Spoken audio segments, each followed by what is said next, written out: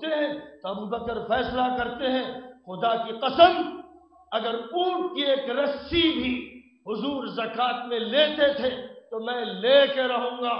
دیکھتے ہیں کون ہے مائی کا لال, کس نے دودھ پیا اپنی ماں کا, کون ہے جو اسلام کے راستے میں روڑا بنے گا. اينقص الدين وانا حي, میں زندہ رہوں اور دین میں کمی کی جائے, دین کو کاٹا جائے اور دین کو تراشا جائے, یہ نہیں ہوگا. ایک طرف دین کی تکمیل اور ایک طرف اسلام کے پیغام کی تکمیل. مدینے میں آرام ہو گیا, مکہ فتح ہو گیا, جزیرۃ العرب ہاتھ میں آ گیا. اب کچھ آرام کے دن گزارے جائیں, ہمیشہ لڑتے رہنا اور ہمیشہ جدوجہد کرتے رہنا کیا ضرورت ہے اس کی. کتنے مسلمان آج یہ فلسفہ پڑھاتے ہیں, لیکن نبی پاک علیہ السلام نے صحابہ کرام کا جو مزاج بنایا تھا, جو تربیت صدیق اکبر کی اور فاروق اعظم کی گئی تھی, اسی تربیت کا یہ نتیجہ تھا. لِيُظْهِرَهُ عَلَى الدِّينِ كُلِّهِ, جانا ہے تم کو عراق, جانا ہے شام, جانا ہے ایران, جانا ہے خراسان, جانا ہے ترکستان, جانا ہے ازبکستان, جانا ہے مصر, جانا ہے تیونس اور لیبیا اور الجزائر اور مراکش, جانا ہے اسپین, جانا ہے یورپ. پوری دنیا کے لیے یہ دین آیا ہے. یہ دین مکہ مدینہ کے لیے نہیں آیا, پوری دنیا میں اسے نافذ ہونا ہے. پوری انسانیت اس کی مخاطب ہے, ہر مذہب کے لوگ مخاطب, ہر تہذیب کے لوگ مخاطب, ہر جغرافیہ کے لوگ مخاطب. یہ بات فرمائی گئی تھی, یہ پیغام دیا گیا تھا. اس کو کنارے کس نے رکھا؟ اے مسلمانوں, کس نے تم کو, کس سامری نے تم کو سبق پڑھایا کہ تم اس دین کو اپنے گھروندوں میں بند کر لو, اپنی چہار دیواریوں میں محصور کر لو؟ کون ہے وہ سامری جس نے تم پر جادو کر دیا؟ شریعت کے تحفظ سے پہلے شریعت کی تبلیغ کرو, شریعت کو پہنچاؤ, شریعت کی وضاحت کرو, حکم الہی بتاؤ. انسانیت پیاسی ہے, انسانیت بیتاب ہے, انسانیت بحران کے دور سے گزر رہی ہے. امریکہ میں بینک دیوالیہ ہو رہے ہیں, امریکہ کی اخلاقیات تباہ ہو چکی, روس کے ٹکڑے ہو چکے, یورپ جگمگا رہا ہے, لرزہ براندام ہے, ایشیا کلاش ہے, آسٹریلیا کے پاس کچھ نہیں ہے, وہ ننگا بچہ ہے, افریقہ کے کالے ہاتھ پھیلائے ہوئے بیٹھے ہیں. مسلمان کا انتظار کیا جا رہا ہے, قرآن کا انتظار کیا جا رہا ہے, اس دین برحق کا انتظار کیا جا رہا ہے. روحیں پیاسی ہیں, قلب دھڑک رہے ہیں, ذہن پریشان ہے, اور یہ مسلمان اپنے مدرسوں, خانقاہوں اور مسجدوں کی چہار دیواریوں سے باہر نکلنے کے لیے تیار نہیں. شریعت نافذ ہوگی, خدا کی قسم اس ملک میں بھی نافذ ہوگی, دنیا کے چپے چپے پر نافذ ہوگی. یہ رسول کا بیان ہے, یہ رسول کا ارشاد ہے. جو اس کو نہ مانے وہ مومن نہیں ہے. فرمایا رسول اکرم صلی اللہ علیہ وسلم, واللہ لا يبقى على ظهر الارض بيت مدر ولا غبر الا ادخله الله الاسلام بعز عزیز او ذل ذلیل. فرمایا رسول صلی اللہ علیہ وسلم نے, خدا کی قسم زمین پر کوئی کچا پکا گھر ایسا باقی نہیں رہے گا جس میں اللہ اسلام کو داخل نہ فرما دے. عزت والا عزت کے ساتھ اس دین کو قبول کرے گا, اور ذلیل و کمینہ انسان جھک کر, ناک رگڑ کر اس دین کے سامنے اپنی گردن ڈالے گا. یہ پیشن گوئی ہے اور اسے پورا ہونا ہے, اور اس کی ابتدا بھی ہو رہی ہے. آج 40-45 سال کی ایجنٹ عرب حکومتیں جو برطانیہ اور امریکہ اور فرانس اور اسرائیل کی ایجنسی کا کام کر رہی تھی, آج خدا نے مسلمان نوجوانوں, بوڑھوں, عورتوں اور بچیوں میں وہ جذبے پیدا کیے کہ ان طاقتور, جابر اور ڈکٹیٹر اور ظالم اور منکر اسلام اور منکر دین حکومتوں کی بخیا ادھیڑ دی گئی, ان کے قدم اکھاڑ دیے گئے. لیبیا ہو یا تیونس ہو یا مصر ہو, آج وہاں 40-40 سال کی ظالم, بدکردار, عیاش حکومتوں کے تختے پلٹ دیے گئے اور اسلام کی بنیاد پر پلٹے گئے.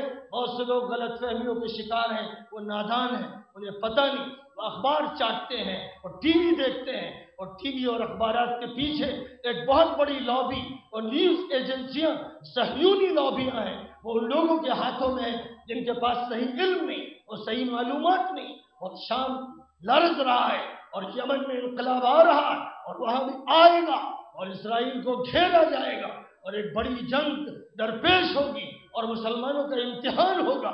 مسلمانوں کو اپنی شریعت پر عمل کرنا پڑے گا اور شریعت کی بالادستی کو مان کر شریعت کو گھر گھر اور شریعت کو در در اور شریعت کو ہر مکتب، ہر مدرسے، ہر اسکول، ہر کالج، ہر اسمبلی، ہر ایوان میں تعارف کرا کے پیش کرنا ہوگا، اس کی برتری کو ثابت کرنا ہوگا کہ اللہ کے قانون کے مقابلے میں کوئی قانون نہیں ہے، اور یہ تہیہ کرنا پڑے گا۔ جئیں گے تو مسلمان بن کر اور مریں گے تو اسلام پر، اسلام سے ہمیں کوئی ہٹا نہیں سکتا۔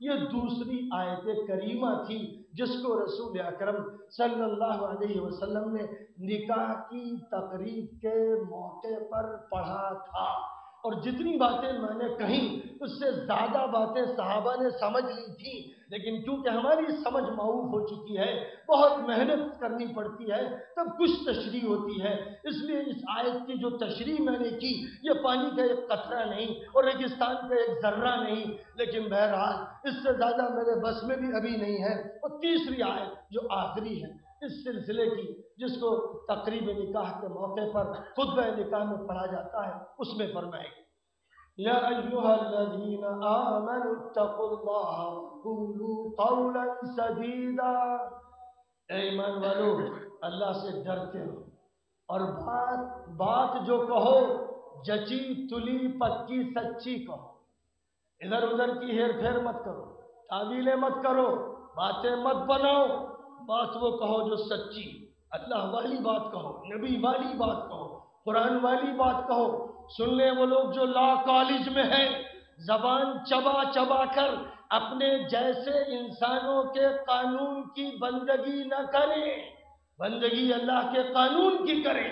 سن لیں فیصلہ کرنے والے اور حاکم کی کرسی پر بیٹھنے والے کہ اللہ کا قانون بھگوان کا، لارڈ کا، ایشور کا، پرمیشور کا، گاڈ کا آخری قانون ہے، اور اس آخری قانون کو آخری کتاب میں محفوظ فرمایا گیا، آخری نبی لے کر آئے آئیے دنیا کو کہ اپنے جیسے انسانوں کے، اپنے جیسے بندوں اور اپنے جیسے غلاموں اور اپنے جیسے ناقصوں کے قوانین کو آخری حیثیت نہ دے، اور یہ مت سمجھے کہ وہ اصل مرجع ہے۔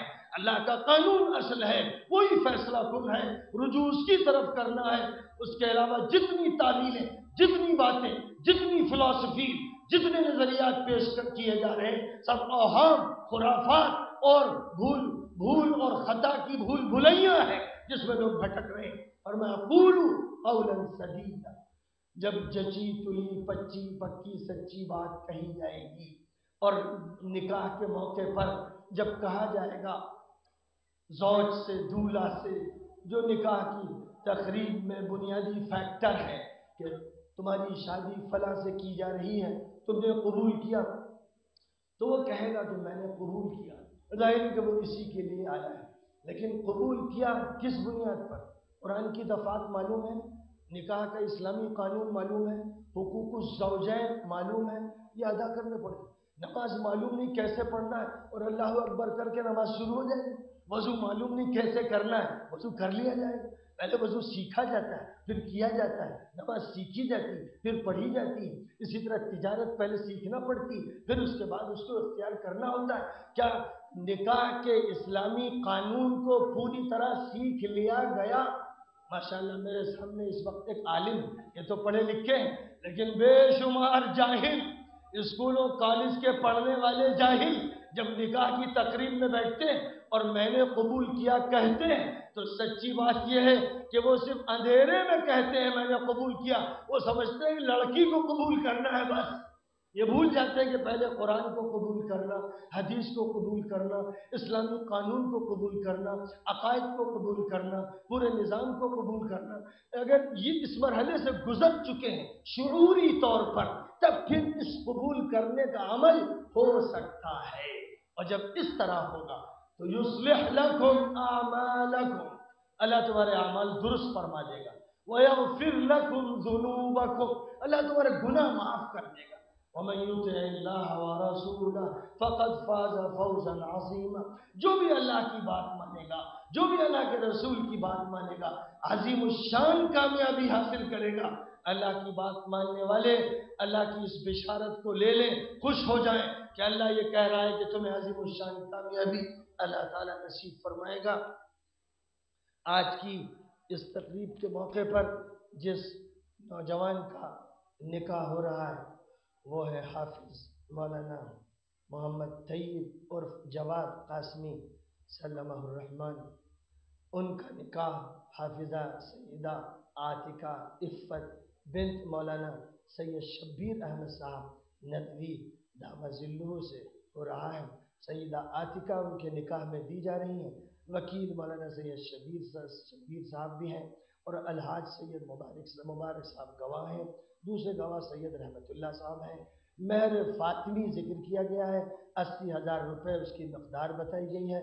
بشکل زیور یہ مہر دیا جائے گا. بہتر ہے کہ نقد دے دیا جائے ورنہ آجلاً بھی دیا جائے، کوئی حرج نہیں ہے.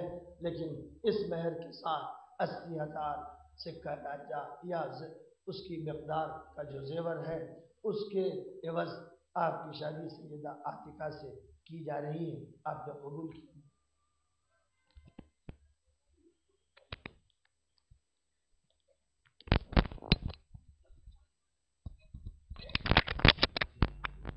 میں نے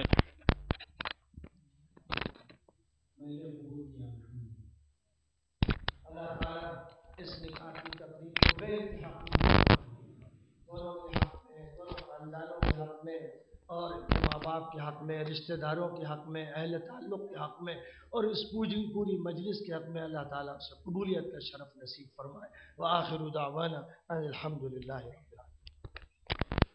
رب العالمین. اللہ تبارک و تعالیٰ حضرت مولانا سید شبیر احمد صاحب ندوی